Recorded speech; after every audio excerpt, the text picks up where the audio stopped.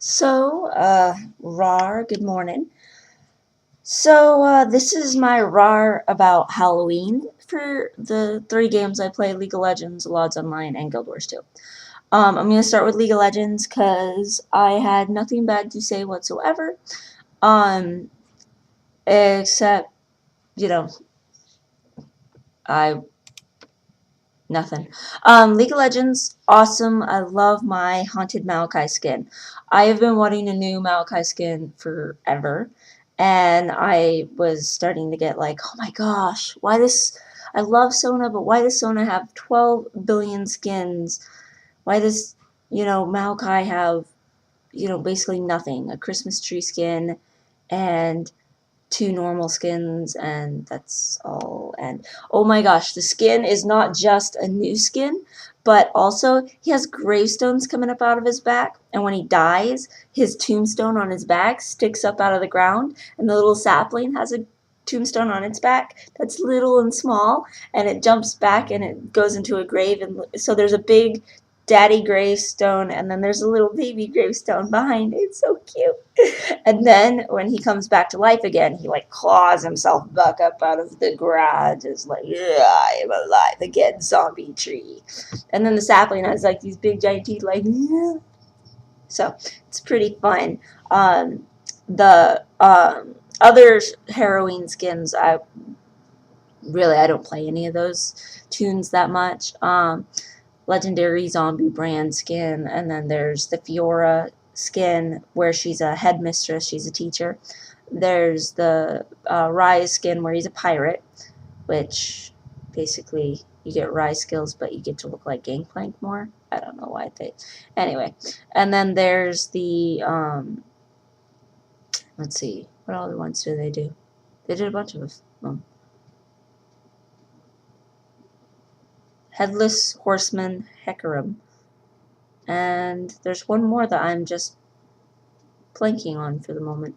But anyways, the Halloween skins are cool. They did give new little icons for the Halloween too, so mine's the swirly ghost face one to kind of go with my Haunted Maokai.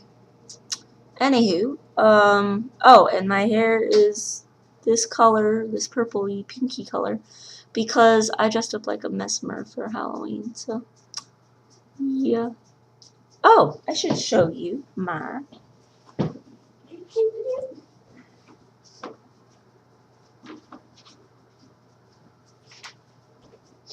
dun, dun, dun, my staff. Isn't it cool? Love this staff.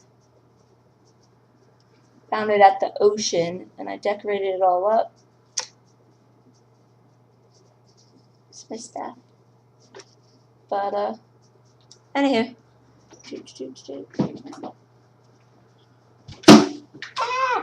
I'll put that away later.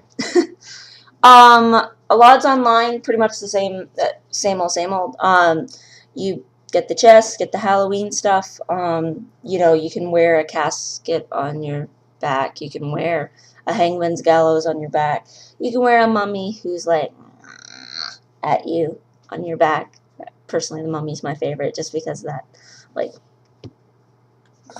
face. Anyway, the main thing though is the skeleton, Mr. Skellington. I didn't do him at all this year, even though you get the fun bat trinket with no cooldown, none.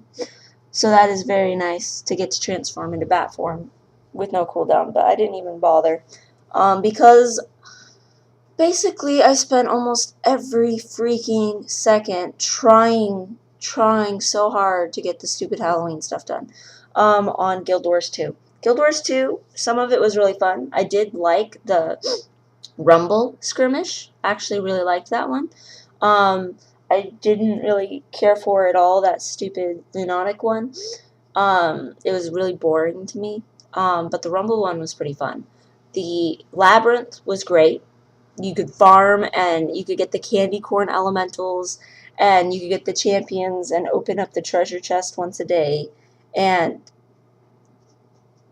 the candy corn and the trick-or-treat bags and the pumpkin carving, all of that's great. Even the ghosts, I actually liked the ghosts. I liked that we were learning the history of what was going on along with getting a cool item.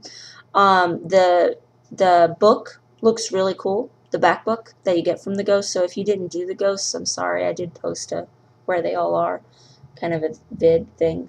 For the most part, though, I wasted a solid 11 hours. 11 stupid hours trying to do that stupid clock tower. And never beat it. There are thousands of people who never beat it. That thing was ridiculously hard. I don't care that they made something hard for the boots. The legendary boots, they looked like boots to me. I really didn't care about the boots at all. I cared about the achievement. And I wanted just the achievement. I didn't actually care if I made it through the face of the clock tower. If I could just, glitch onto the achievement, I was fine. And the thing is there were so many glitches in there, but not a glitch that got you to the achievement. That thing was horrible, not necessarily because it was fast-paced. It should have been. In my opinion, there were people who were complaining about the timer on it and stuff. For what it was designed to be, the timer wasn't the problem. It was constantly having to fight to see yourself because you're in there with a dozen other people and none of you can see yourselves unless you're a giant Norn who is blocking everyone from seeing anything. So you would try to make your armor some bright color so that you would stand out and you could see yourself, or else try to jump really, really fast right ahead and hope that you made it ahead of everybody else and you could see yourself just slightly or something. Everybody was fighting with everybody else to be able to see yourselves because the places to jump, they're not always that big and you can't see. So if 7 people make it past the first jump, then it immediately becomes you're all jumping together at the same rate, and it's horrible. So hard to see. I wasted the first 4.5 hours trying to do it on my Asura. Worst decision ever. Next year, I will not even try on my Asura. She's my main. I thought, oh, well, I'll give the legendary boots to her. Couldn't even get to the halfway point on my Asura. I could not get past the beginning because I could not see anything at all. So I kind of just memorized actions, whether I can see myself or not. Turn to where I can see this right here. Now just jump hugging this and hope that I make it. That was kind of the way of doing it because you literally couldn't see yourself at all. The second problem with it, with the stupid tower, was there were so many glitches. You could jump the exact same way 3 times, and 1 out of the 3 times you would fall through or somehow just get teleported for no reason, even though the green goo was nowhere near you, or get stuck. Oh my gosh, one time I was so far, and even somebody who was watching from the clock tower said, why didn't you jump? And I was like, I was stuck in the block. I couldn't go anywhere. It's so stupid. They didn't make that smooth enough for you to actually be able to do it without killing yourself by smashing your face into your desk too many times. And honestly, 11 hours, I tried so hard to get that thing.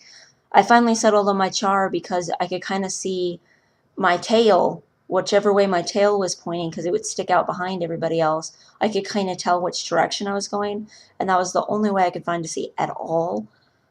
I still never made it. Never. And I've made jumping puzzles, like that stupid lava puzzle in the Sylvari starting zone. It's a lot like that in that it's timed. But again, you get to do it with just you and one other person or something, and it's like not hard. You can see where you're jumping. So even though there's a time limit, the time limit wasn't the problem. The time limit was correct. They should have made it a solo jumping puzzle, is what the problem was.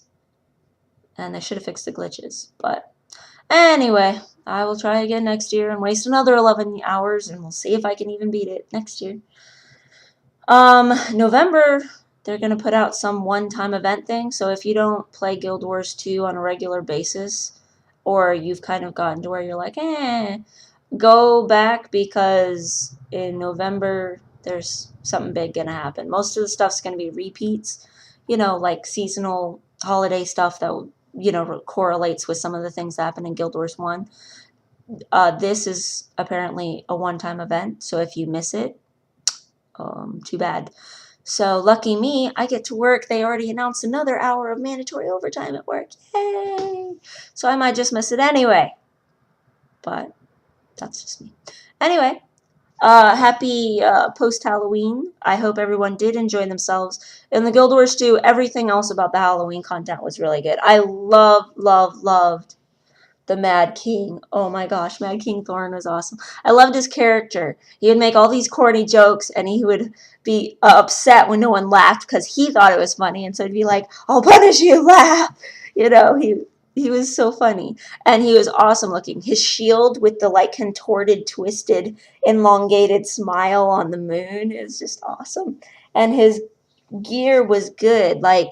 Is like a mix between skeleton Sauron armor with flames. It was great. I loved the King Thorn. I got all of the mini pets, even the one that you have to throw the candy corn with your mini pets into the Mystic Forge to get the dual wielding chainsaw skeleton. Although, out of curiosity, why did they make that? I mean, he looks exactly the same as the glow in the dark skeleton, except he has chainsaws. That's not really that lead. I was kind of disappointed that they didn't make it like a cat with a witch's hat or something, something that was a little more unique from the other spooky mini pets, but whatever. I still got them all, and so I'm happy about getting them all. And I did get a little bit of gear. Didn't get any Mad King gear though, but what do you expect? I'm not actually 80 because I work so much that I don't really play I play 3 games and I don't have time to play 3 games. Anyway, but yeah, it was fun. It was good. I liked it, except for the stupid tower. League of Legends had no complaints. Allods Online, no complaints. It's just the same thing. And Guild Wars 2, by next year they'll have the glitches fixed at least. I can hope. I hope they'll make it solo. Other than that, again, happy post-Halloween. Bye.